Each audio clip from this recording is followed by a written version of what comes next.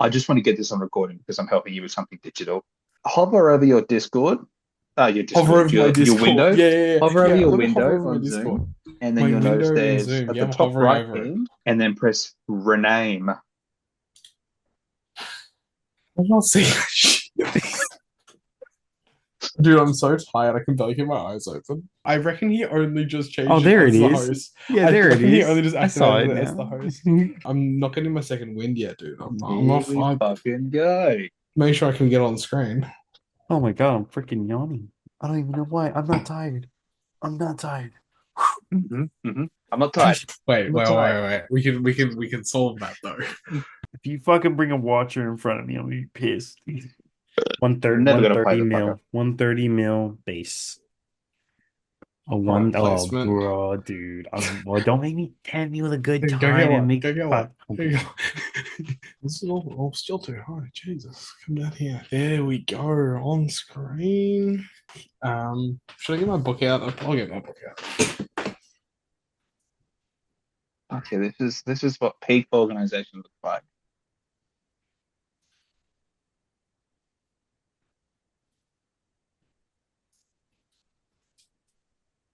Hello. Welcome to Mount Go Gaming. What, hard rated solo? Hard rated solo. I thought, right. I've Yeah. had to do hard cider. No. I know. It hurts my soul. Okay. Bill. Don't give me that look. Want to go to the rave cave? What's happening? Just fucking Okay. delay. You're on, baby. So do I get started now, or do I do it Yeah, now? go for it. What about now? Okay. Get started. I already started when we left as well, by the way. So Oh wow.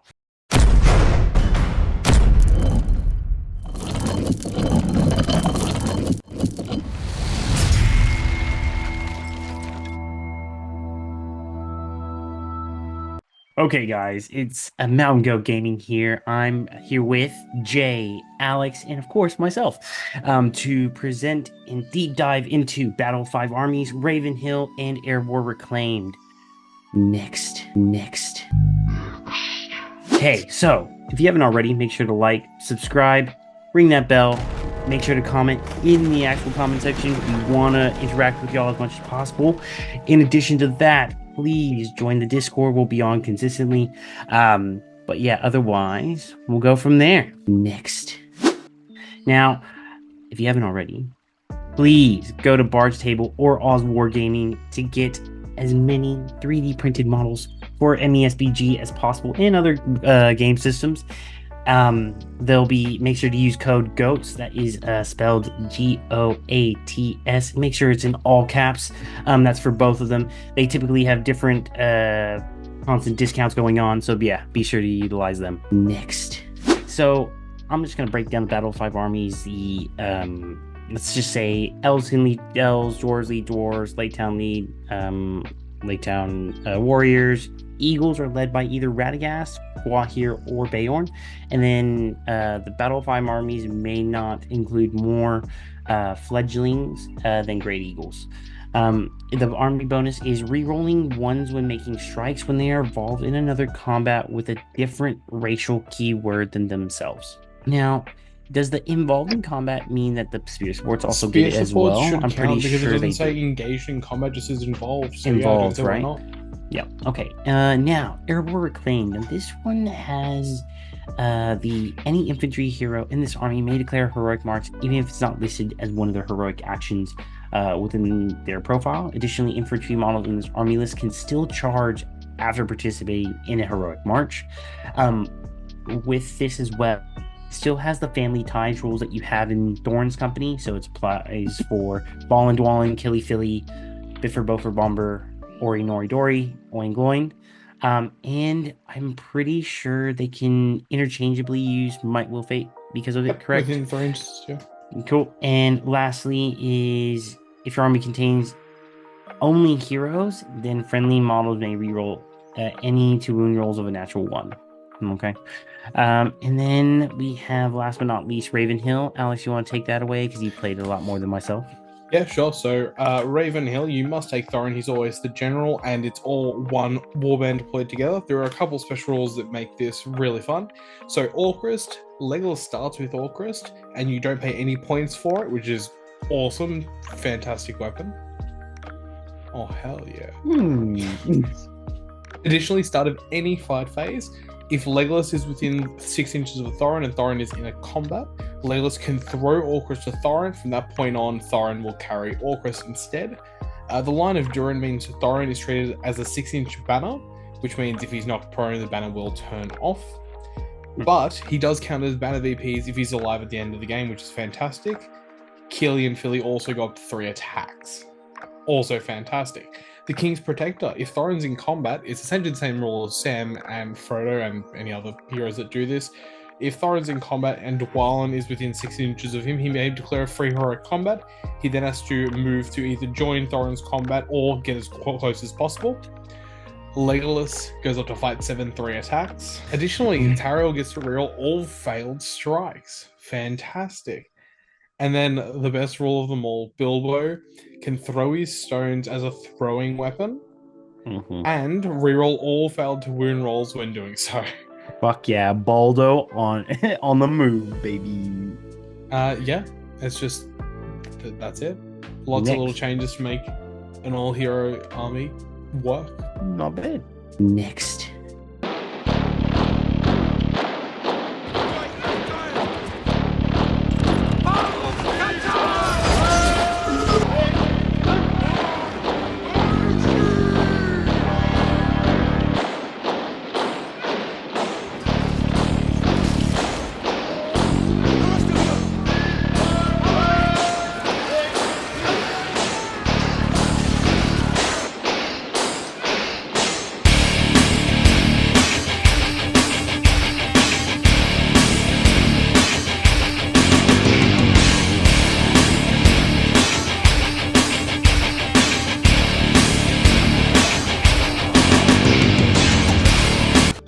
Battle of Five Armies has a crap ton of ways to build it, and you can go for thematic wise, or you can try and really get it to be optimal.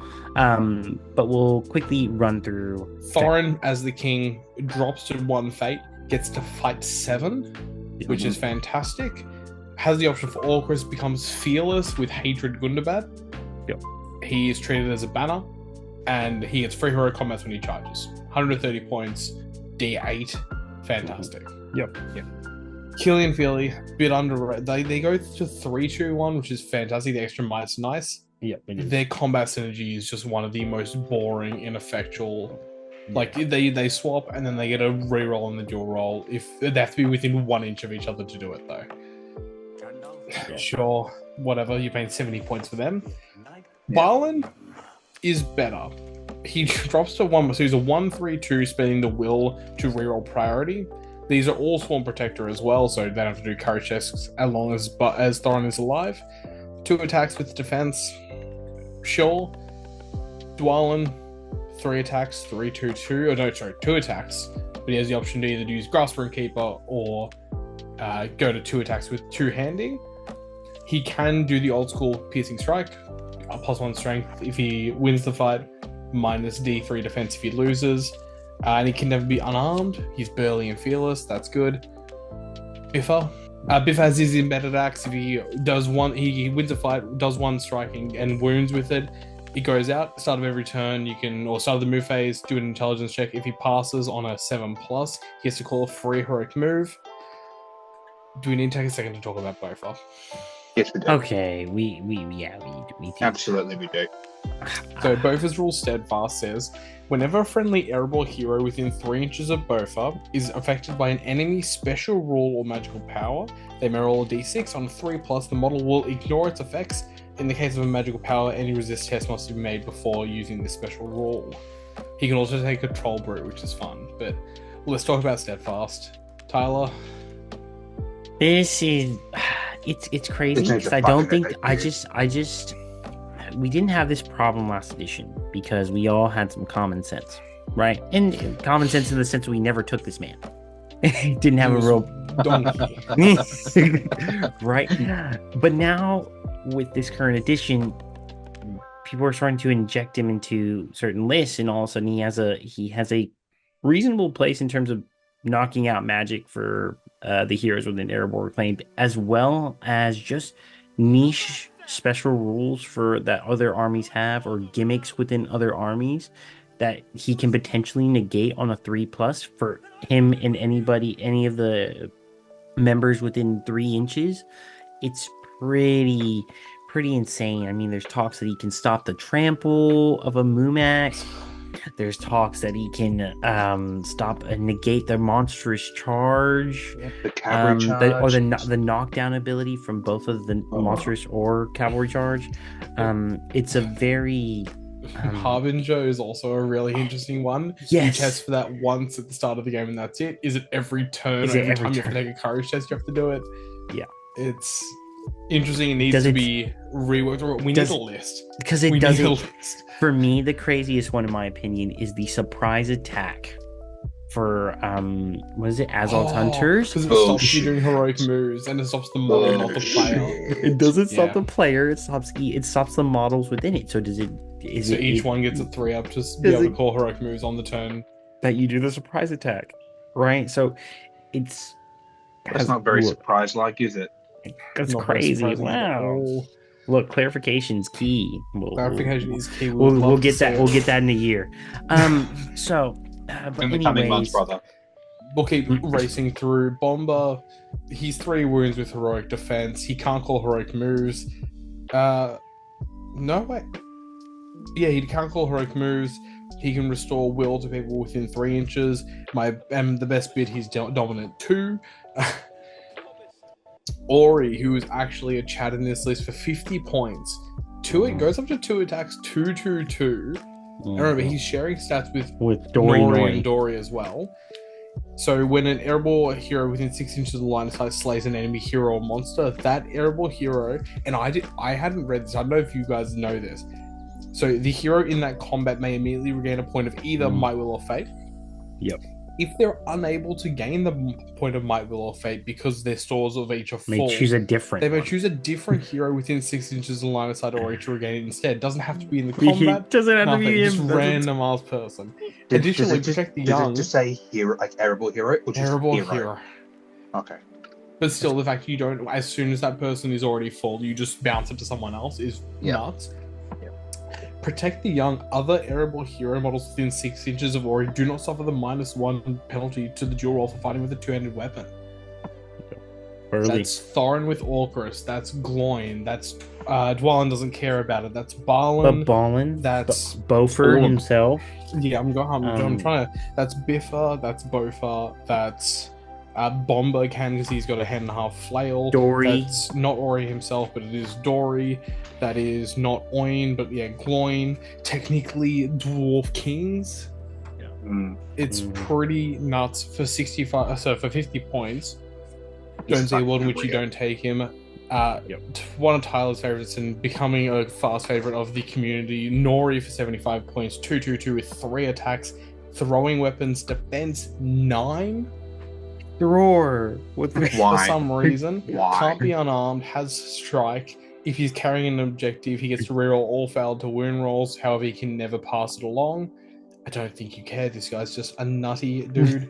Dory, 275 points, 2/2/2, 2 attacks, 200 weapon. But if he's within 3 inches of Ori or Nori, he goes up to 3 attacks and rerolls 1s in the dual roll. Yep. Super solid. Oin has his hearing trumpet, so he essentially has a 5+ master of battle. But if he rolls a natural 1 on that, he has to lose a will point. If he can't lose a will point, then he just can't move that turn. Heroic defense can heal other Erebor heroes on a 4+. That's crazy. Can also spend will to give Erebor heroes a reroll in the dual roll. It's not a banner, so that stacks with everything else. Yep. Gloin, the Chad, 3/2/3 with 3 attacks, strength and strike, 2-handed weapon. If he's outnumbered, he goes up to 4 attacks. Mm. So Nutty. So somehow he's just better Gimli. Yeah, cool. Yeah. He's Well, like- he was the first. He was there first. either way, next. I'm gonna skip the Dwarf King because realistically, he's just so expensive. We have so many other choices. and everyone can march as well.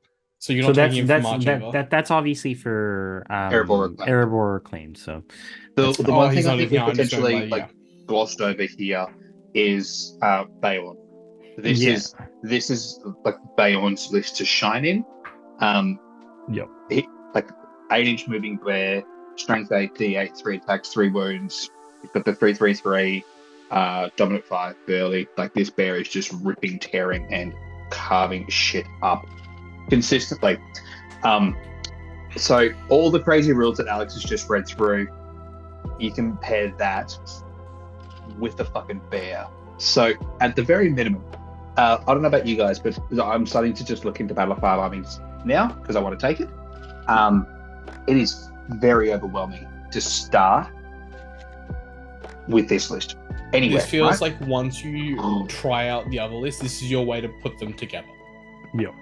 And I feel like you're usually the temptation often is a warband or two of dwarves, then probably a warband of elves, and maybe a warband of heroes. Is like the general take. Yeah. We'll obviously go into our list and what we thought about it as well, but Beorn being here is a nice support piece, which could be the leader as well. Definitely. It's pretty damn good. He's dominant 5. The fact he needs to charge, I don't think you care, because he's one of the few monsters that are high fight and still have strike. Correct. And defense. Yes. Dun-dun-dun-dun-dun. While he lost strike, Smaug lost strike, Beorn apparently not. Menace to society. Like We'll we've talk still about- got Legolas in here. You've still got Tariel, Hilda, or the Lake Town captains to buff out your numbers as well. And the thing that I love the most about this is at 800 points, you can take this completely thematic and just run Dain and Threadwall and the shield elves. You know what I mean? Like it works. You know what I mean? Like it really does work. I think that's probably my favorite part about this list completely. That's where the thematic element Tyler touched on definitely comes in. I think without going too much into the details of it, there's a lot of choices here. Go in and have fun. Next.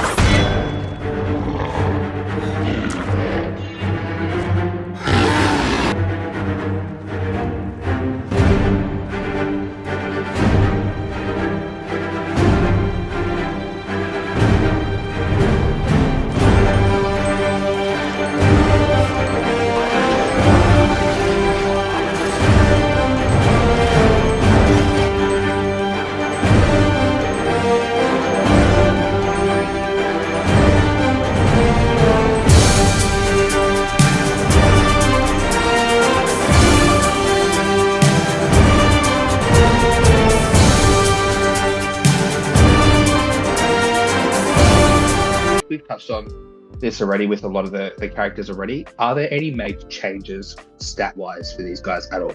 The main one is just Legolas up to flight 7 and 3 attacks. Killian Feely going up to 3 attacks. Dwalin gets the 3 auto combats. Bilbo gets the throwing stone in combat, and Tariel getting reroll all failed wounds. Can we just quickly run through Bilbo's profile, Bilbo and Tariel's profile, please? I have Tariel up right here. I'll go through it. I'll get Bilbo. Flight 6, strength 4, D5, 3 attacks, 2 wounds, 3, 2, 3. She has an elven hand weapon and elven cloak. She does not get the option for a bow in this list, so no bow here. It's only going to be Legolas. Woodland creature, Blade Mistress. If she's outnumbered in a combat, before making her dual roll, she gains an additional attack for each model she's engaged with after the first. This allows until the end of the combat. So technically, if there's 6 dudes around her, she'll go up to, I believe, 8 attacks. Yes. Holy shit. Yep. Crazy. And she gets that to wound as well. Insane. Additionally, if Achilles in the army and he is killed, she goes up to strength 5 and down to defense 4. Must always charge an enemy model. It doesn't have to be the nearest one. It doesn't have to be the one that killed Killy. Just any model, she must charge it. She is insane for clearing out hordes and still an elf. So, yeah. She's good. She's my favorite elf. So, or Thranduil's I think she's just the most cost-effective elf hero, really. Has anyone got the Bilbster? I do. Yeah, The you do. Bilbster is moving 4 as usual. He's 5'3". He's D6, 2 attacks, 2 wounds. He's got the 3/3 on Might Will Fate. He has 1 ring, Mithril Coat, and Sting, resistant to magic. He's got his cool throwing weapon throw stones. And his ring has not awoken yet. So he doesn't need to do the Will of Sauron tests every turn. He just gets it for funsies. And Sting is an elven weapon. The man himself has got defense, resolve, and strike. This version of Bilbo, I love. I think there's a real argument to take Bilbo in this list. Yeah, remember, he's not affected by the negative effects of the ring, so you don't have to do any checks. Yeah, it has not yet awoken. Control. Yep. It's fantastic. Yeah. With because it's just an all hero list. With this one here, if you need to deal with a big threat, to have the ring with this list, massive. He can just be a stall tactic. Is typically what I would say. He's just a stall tactic for big monsters, and then you go from there. With her defense too. Yeah. Okay. Next. Will you follow me? One last time. This is not your kingdom. These are dwarf lands. This is dwarf gold. And we will have our revenge.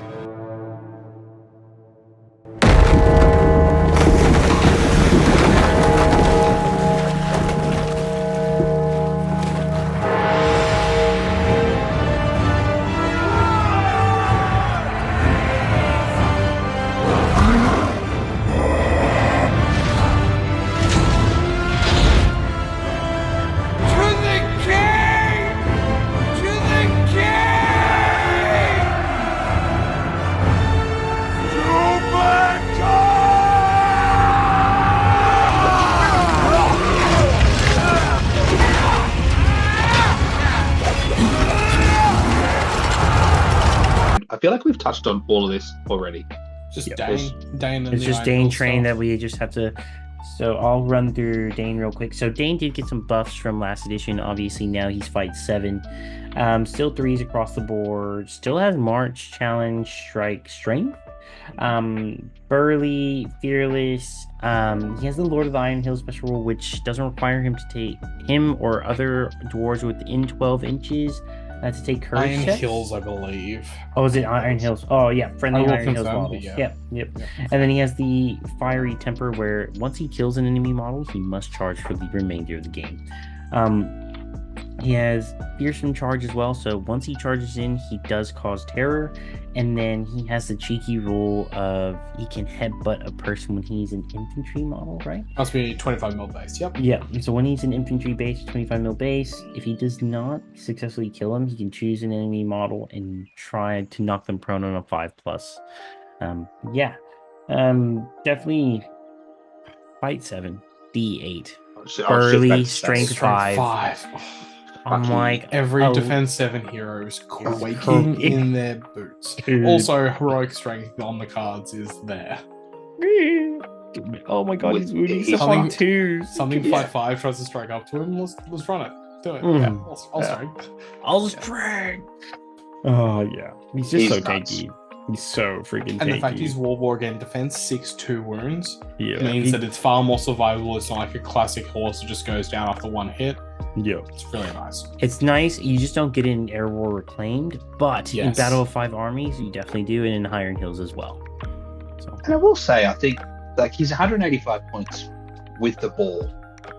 It's a real toss-up. You know what I mean? Like he is a phenomenal leader for this. The issue with Battle of 5 Armies is for an extra 15 points, you get Beorn.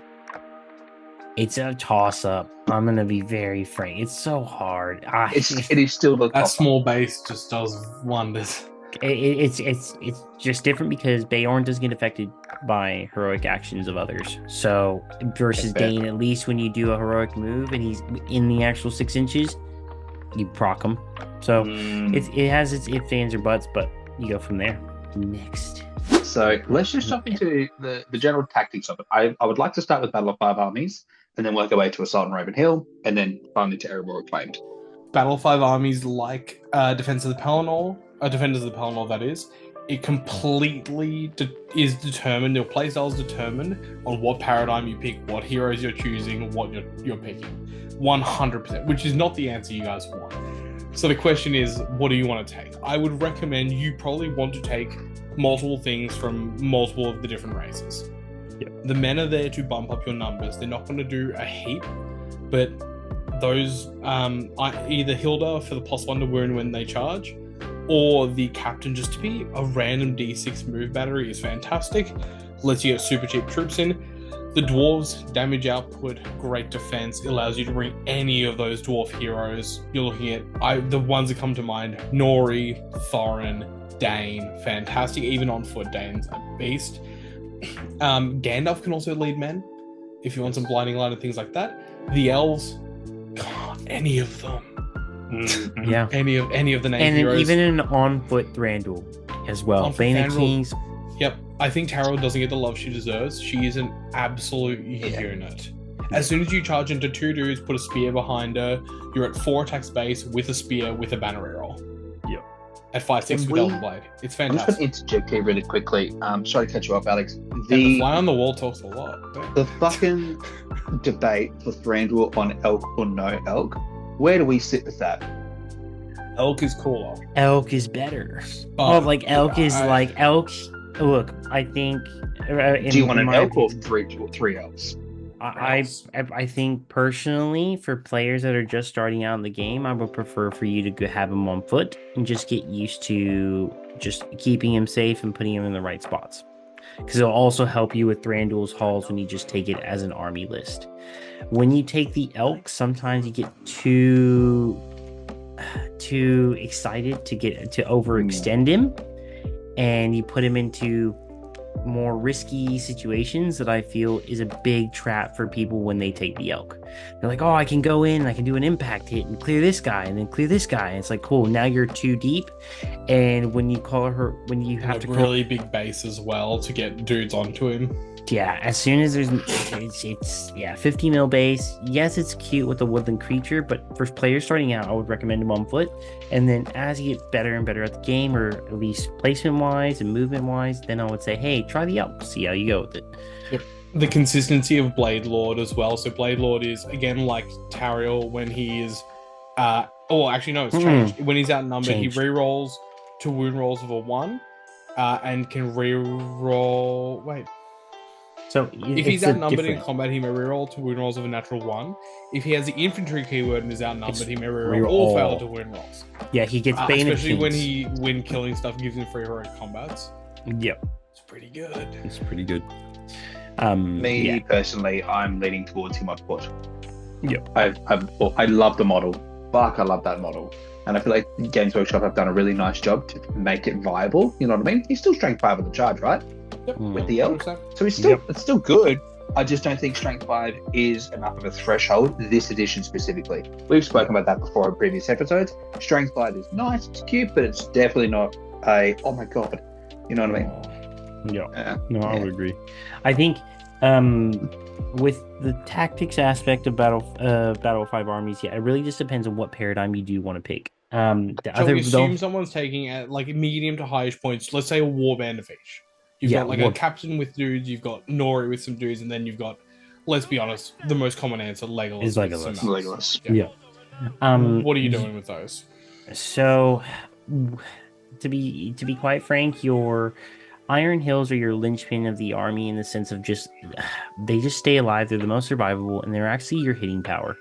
So it's a bit of a mixed bag. I typically want to take at least a minimum of 8+ Iron Hills dwarves, whether they're a mixture of crossbows or spears, and then you obviously have to have the banner with them.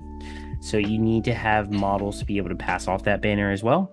I do a full warband of Lake Town just to fill out numbers, and then from there you can start just pushing however many points worth of elves that you can. I want to typically have like 1 Mirkwood Cav model just for the mobility, because that is your only mobility 10-inch moving non-hero model in the list. So something to think about there.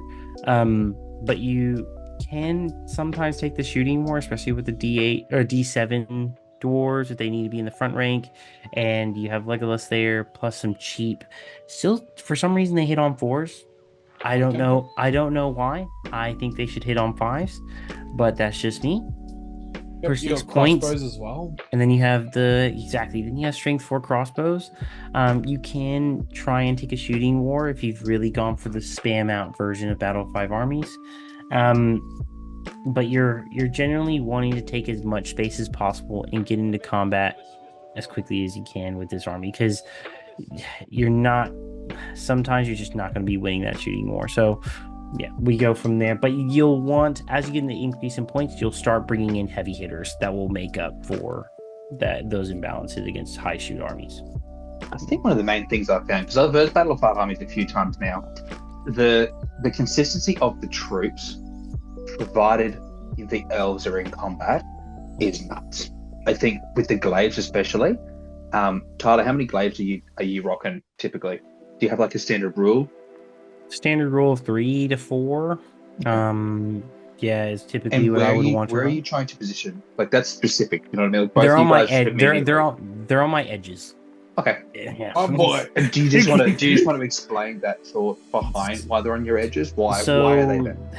So obviously you want to choose a choke point with this army, but then you want to, if you're feeling like you're trying to decrease the amount that a higher model count army is trying to get into you can abuse the ability of the glaives on your edges to stop the envelopment, where they go up to 2 attacks with the glaive in the dual phase, and that gives them a higher chance to win in those areas on the edges. So that's the main reason why I would say the glaives have a tendency to just stall. They're almost like a stall tactic to try and prevent other warrior models from enveloping your main battle line.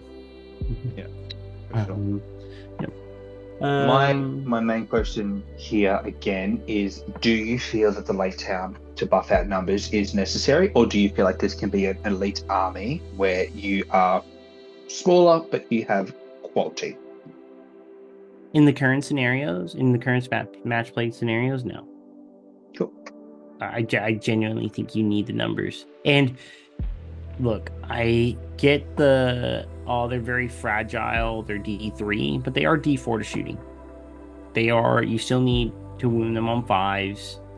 I think they still need to wound them on 5s, whether you're an elf bow or a strength 2 bow. I think you still want to have the numbers, because at the end of the day, more models to try and either just peel off stuff off of your heroes and things is just a lot more crucial, especially when you get into the actual fighting aspect. Okay. Alex, do you have anything else to add? No, that's pretty well. It's very well rounded. As soon as you hit that kind of 800 point mark, and then you start looking at Beorn as just another a monster, which is again fantastic. Directional hurls are really good. He doesn't have the greatest intelligence, but when it comes off, it's fantastic. I think the current match play scenarios means that you can go quite elite, but I think those models are just really, really useful. Yeah. Alex, we're going to keep with you in terms of Assault on Raven Hill. How does this play? What are you typically looking to do? You are restricted to what you can take, and you cannot board out. How do you win? So it maxes out at 650 points. I've actually never played it at 650 points. Yeah. I've only played it at 600, and I've played it at 450. Realistically, as soon as you drop below 650, the first person you're dropping is probably Bilbo. If Feely and Killy didn't get to 3 attacks, you'd consider keeping Bilbo. But as soon as they go up to 3 attacks because of the army rule, you would definitely drop Bilbo. After that, is like hitting 500 or less, you're probably dropping Feely and Killy. But really, it's an all-hero army. You have lots of answers to things because you have 2 heroes that can call for hero combats in Thorin and Dwalin. The Legolas just gives you all the outs you need with the shooting into combat and clearing out things. Again, Tariel is a machine because she gets extra attacks when she's fighting multiple things, rerolling to wound against everything. The main thing is actually protecting Legolas and Tauriel. They are the squishiest ones at D5 compared to D8 on all the dwarves. That is the way, and generally it's going to be Tauriel as well. Just 1v1. If an enemy hero just goes into a 1v1ing, no extra attacks, defense 5 can go down. Making sure you protect them and just let the dwarves slowly grind through. Using Legolas real every turn, analyzing what does he need to do. Is it just killing dudes he's fighting? Is there a 2+ shot you need to do to untrap someone, get rid of a hero mount, whatever you need to do, and you're willing to spend the might to do it? Yeah. That's the thing with all hero lists is generally, and you have a banner from Thorin that counts as banner VPs, which is fantastic. So everyone has at least 4 dice to win the fights. If you don't roll the 6, as long as if they only have a couple dudes, sure, lose the fight.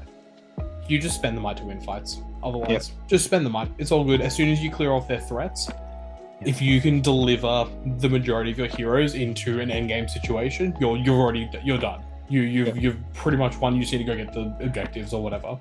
But yeah, don't be afraid to spend the might to win those important dual rolls. The same with Riders of Théoden. I felt the same when I was playing that last edition. Just spend the might. Spend the might, even if it's to kill troops, just to start clearing, just to start breaching through a hefty shield wall that they've tried to set up just to block through. Just get the kills. You'll have how much might do you have in the list with Philly and Killy? It's like there's every 6. every single one gives you 3. So, burn it, kill them, kill as much as you can, and go from there. Yeah.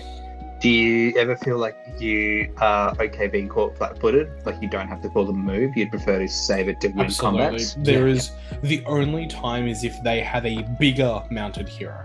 Okay. So if we're looking at any Fight 7 mounted heroes, King Elisar, another Thranduil, Dain, those are the only times.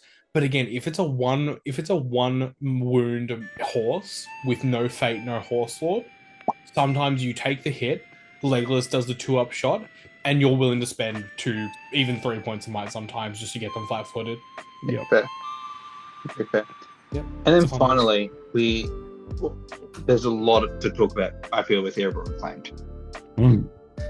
So, tactics-wise, I feel like there's one of 2 ways you can go with it. You can go hero heavy, or you can actually include the guards. Let's talk about hero only, and then pivot into like pros and cons, I feel.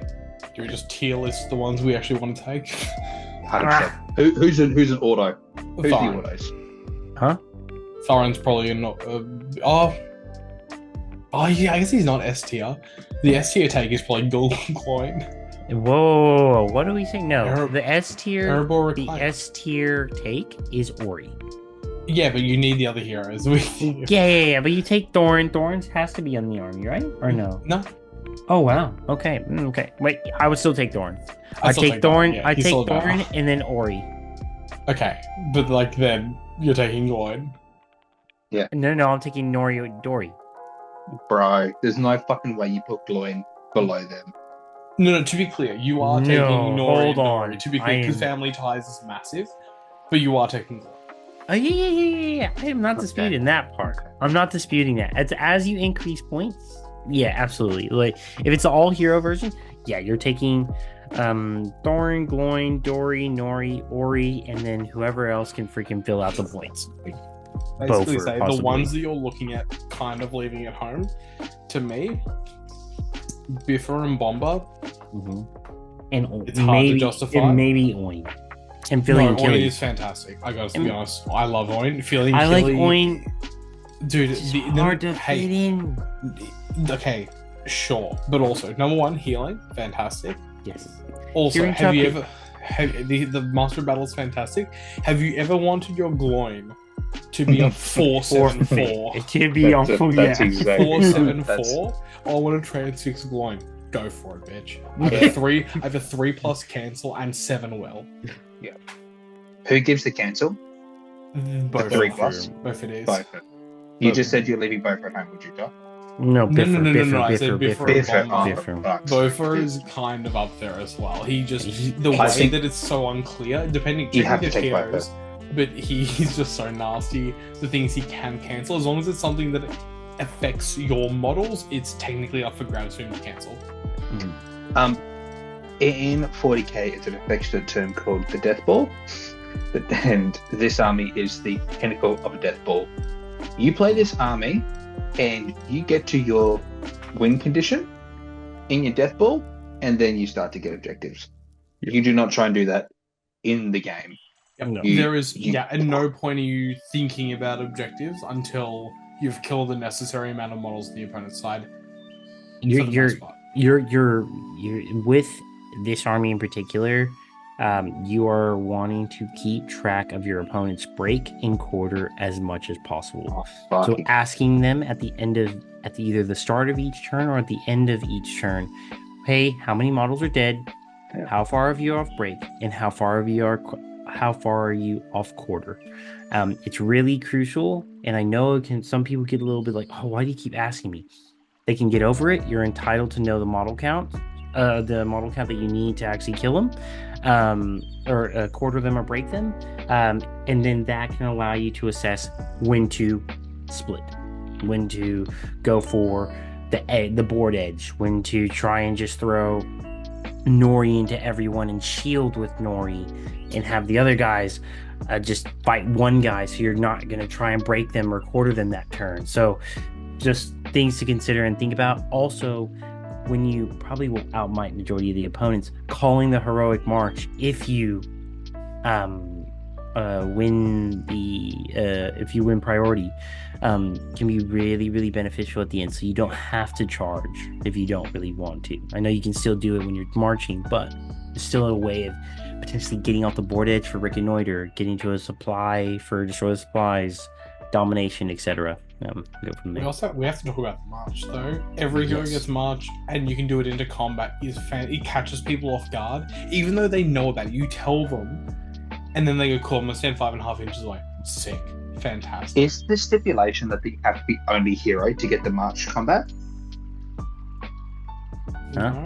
No, you're thinking that's the reroll ones, which is actually really up for debate. The whole reroll ones thing, because it says, essentially, if your army is made of only heroes that are infantry, then they get to reroll 1. Do you take that as they all have to be heroes that are infantry, or no, all your heroes that have to be infantry?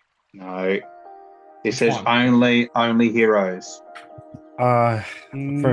You know what? Let us know in the fucking comments. There are two things I want you to let me know. Are you taking the elk, or are you not taking the elk? And why is he on foot all the time? And then secondly, Erebor acclaimed, is it only heroes? Is it hero hammer list? Or are you just not reading properly? Let me know. But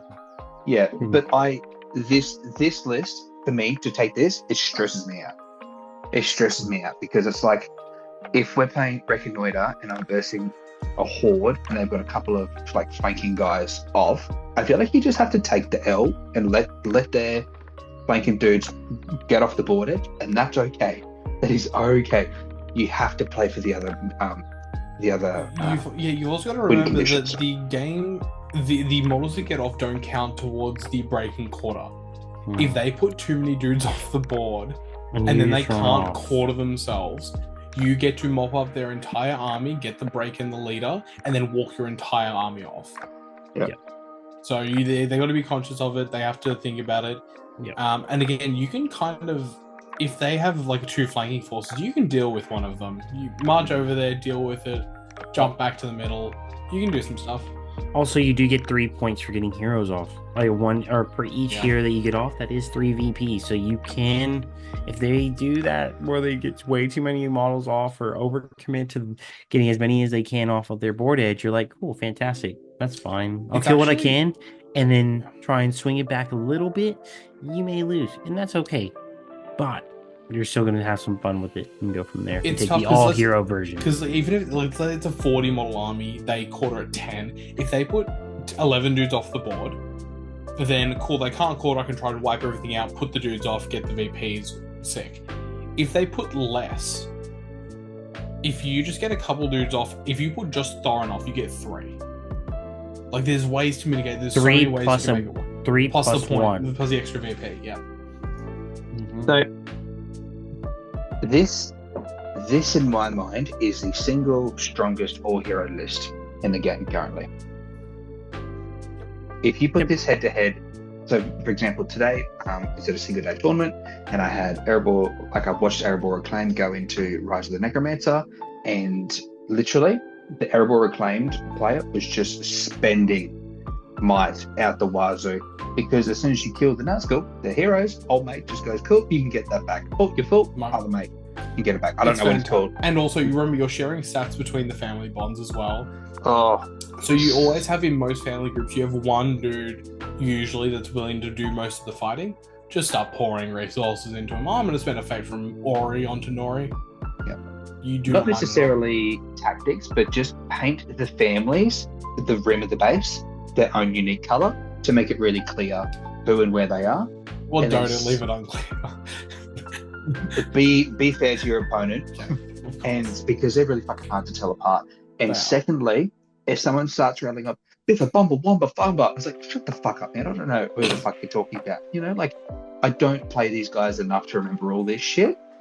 You need to find a good way to bookkeep with this army. Yeah. How much might you go on, whether you want to use the rubber band technique or you do the whiteboard thing. Very much like the Rangers situation, you have to be clear or you're going to piss people off. I feel like it's a bit of a disclaimer with this army. Would you agree? Yep, absolutely. Otherwise, just be prepared for your opponent to go, okay, point out everyone. So I know where they are. Where's going? And you have to be willing to do that. Yeah. Yep. 100%. But also remember, with this army, you can take it, and this is where you'll see in the list. I haven't taken all hero variants, but we'll get into that shortly. So let's do that. Talk now. What happens when you start adding Iron Hill dwarves in there? How does this change? Does it change? It means you can bring an actual banner. Yep. Which is significant. It also gives you access to crossbows for shooting. Yep. Which are fantastic. It means that you're generally more stable across scenarios, but it does mean you break far easier. Yes. So you have to keep that in mind. You have to figure out, okay, if they kill these dwarves, what happens to my army? Because you don't want game stand until you're in control. If they can break and then the game ends on a 1 or 2, it's really tough. Obviously, dwarves are pretty stonky, but again, D7 if they're on their own, eventually they're all 6 with strength 3, or they just have a strength 4 hero to do it. Tyler, thoughts? Yeah, I definitely would agree with basically everything that you said. You just become a lot more easier, a lot more fragile to actually break. I guess you are still D7 though, so, and potentially D8 with the shield wall, so it's still not easy to crunch, still freaking hard, and majority of the time you actually probably have a lot more might than them still, because you're still taking a good amount of heroes with this list. I was about to say minimum you're taking 3 to 4, even 6 with you're taking troops, 4 honestly. at your minimum, taking 4 at like 5 to 600 just to wrap them now. Okay, for me personally, Ori, Nori.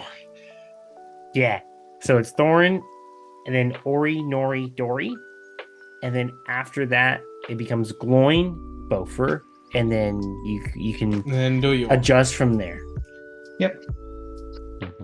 So, either way, we'll get into it. Show us some lists, Jay. One thing that we had missed, I'm sorry, with the tactics, was talking about Beorn and his shape-shifting. So, Tyler, I'm going to let you take the floor with this one here, so I would hate to steal your thunder.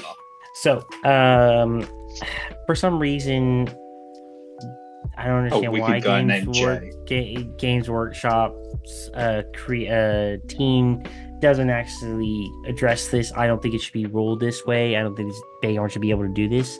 But Beorn's able to almost have fell sight to some varying degree. He can hide behind a building and then transform next to that and round a corner of a building and then be able to visibly see a model and be able to charge it from there. Do I think that that's how that should be ruled? No, because he doesn't have line of sight technically, I feel, at the start of his activation. However, it has been ruled that way, unfortunately. It is a really good tactic, though. It does surprise a lot of people. So if you do want to surprise and bamboozle some people, you absolutely can do that. If you want to play within the spirit of the game, though, you do not do that. It's You have to each give to your their opponent own. the heads up. Give But them the heads exactly, up. the main thing is, yeah, obviously, if you tell them about it at the beginning of the game, it's like, understand, hey, I can transform around a building if my model allows me to be placed, and then go from there. I think a lot of people as well, the transformation stuff, he goes berserk and he must charge, and he can't transform back if there's a model in range. So, and that's the same thing I'm hoping that will occur whenever, Rebel. no, Grim Oh, Beorn wait. doesn't have the rule, but the Oh, yeah. main thing is when the army comes out for the Beornings, I'm hoping that it stays like, hey, the transform at will is not, it doesn't supersede the berserk special rule. Cool. Okay. That's so good. Let's get into some lists. Next. Starting with Battle of Five Armies, we're going to go the 600, and then the 800, and then I think I went Raven Hill, and then I went Erebor. Cool. Easy. Okay, I'll do the Battle 5 armies from here. So we have Legolas with basically full kit. And we have a variety of elves, and then some 2 Mirkwood elf knights. We have Nori, and then we have a banner and 3 shield and spear and 4 crossbows, and then a Lake Town militia captain with 7 spears and 4 bows. 35 models, 12 bows technically, but 14 shots with Legolas. Obviously, Legolas is your leader here, but at 600 points, having this many models, and to be honest, 2/3 of it being elite, I find is pretty dang good. Legolas having the pseudo terror on against a lot of evil lists is really cute. His damage output on horse is also really freaking strong, I feel, because he still gets the benefits of being able to half move, charge in, still be able to do his 3 shots. And the beauty of him being on horse now is, even in the turns where you don't win the move-offs, or you don't win the priority rolls, do you really give a crap about him being charged? Probably not, because you're just going to go, cool, I didn't move this turn. 3 shots on a 2+, I'm going to pump them all into this model that is now either creating a trap or so on and so forth. Nori is still freaking insanely costed for what he does, and the Lake Town militia captain, as Alex mentioned earlier, is just quality as the D6 and the 2 might march battery. But yeah, 35 models at 600. Yeah. And again, you'll be pleasantly surprised about how nicely your troops will take the game for these, with your heroes to help support, do the killing. But it's a true positive list. Right, and then let's see what happens when we step up to 800. And why is it just an addition of Beorn? Oh, whoa. We forgot the other addition. Hilda. Okay, so look, it is an addition of Beorn. There is no questions asked. But Hilda also comes in. And I think with Hilda in particular, because we've already touched on Beorn, so I'm not going to worry about that. So with Hilda, the Lake Town don't have to charge. She is the only one that has to charge in order to proc the +1 to wound for the Lake Town within 3 inches of her. So she gets to move around and go wherever she needs to go to proc that +1 to wound for the Lake Town. She has to charge though, but for 35 points, she's 1 might, 1 will, 2 fate. She obviously has the 1 wound, but for 2 fate, for 35 points, with a +1 to wound proc. Not bad. Not bad with size. And Legolas, you just have to downgrade him this time because you're bringing the big bad man with a plan. But otherwise, You don't mind dropping the horse though. You keep the cloak just for keep the shooting cloak and just for shooting and a protect aspect. It's funny because Beorn, with the way that monsters work this edition, him on the monster's charge and then being able to proc if they use their spear points against Beorn, strength 8 is typically killing most warrior models in this game. 1 strength 8 hit is typically killing most. So, okay, cool. Okay, now, no Erebor claimed. Sorry. Correct. Do you want to do this one, Joe? Sure. So, 600 points is a significant drop in model count, but 24 models. But we're looking at Thorin with Orcrist. We have a banner and a couple of dudes. Ori, Nori, Dory, as mentioned before. 6 crossbows, 2 throwing weapons, still tough as nails. You look at a D8 across the board, might across the board, and really, I feel like anything we say at the moment, we're just going to be Rehashing old stuff. rehashing, you know? Yeah. This list is fucking terrifying at 600 points to tell the truth. Then at 850, we look at, 33 models, 9 crossbows, Thorin, Corporate, Nori, Ori, Dory, Gloin, and Bofa. So you've got to cancel that shit. You've got Gloin to cut down people. You've got a great family tie with Nori, Ori, and Dory. I love the fact that at 850 points, you're going to start seeing some really yucky big Balrogs and decent heroes. Nori is a real stop for that model if you can play the situation well. And then all of a sudden you can just family ties his fate, his might, and it just turns like pretty fucking annoying. He's a wicked bait. And yeah, and Dory, do not underestimate him in both these lists. 3 attacks when he's close to Nori or Ori. I'm pretty sure it doesn't have to be both. 3 attacks +1 to wound.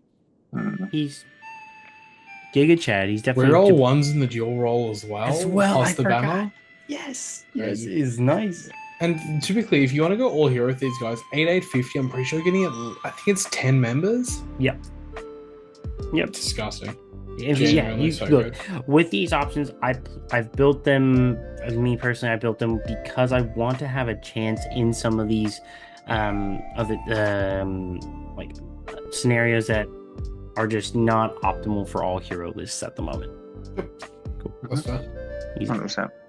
All right, and then finally, our last 650 points for Assault and Ravenhill. So, I don't think it was worth writing different points lists for, but realistically, 650 obviously taking this, I would argue they can genuinely play up to 700 fairly comfortably. Realistically, as soon as you drop down, you drop Bilbo. Again, even at 600 points, you're happy to play 25 points down. At 500, it becomes interesting because you can't just drop Philly and Kelly. You end up being 510. So the question is, what do you do? What do you drop? There is an argument to look at like Bilbo plus something. I don't know what it is. I think it's Dwalin. It might be Dwalin, but also he's one of the defense 8 guys, and he's really useful with the heroic. Everyone, he obviously got nerfed compared to last edition. He is still really good. Yeah. He is genuinely good. Yeah. 450 though, I played as the Gumby list in my tournament. Thorin, Dwalin, Legolas, Tauriel. That is something. Played that with you alongside you for that one round. That was freaking crazy. It's so much fun. You have 12 might on the board, 2 for hero combats a turn potentially if you're charging. Not a lot can stop 2 fight 7 heroes, 2 fight 6 heroes, 2 are elves, lots of rerolls, lots of fight 5 and 2 handing. It's just really fun, and they're all consistent. They're all 3 attacks. It's just great. Yeah. Is it safe to say you can expect this list? Would you expect this list to go more on the 3-2 side or the more 4-1 over a 2-day tournament? 3-2. Oh, 2-3. 2-3, sorry.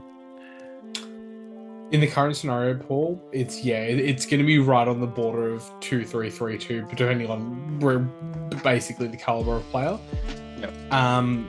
Once the new scenarios come out, who knows?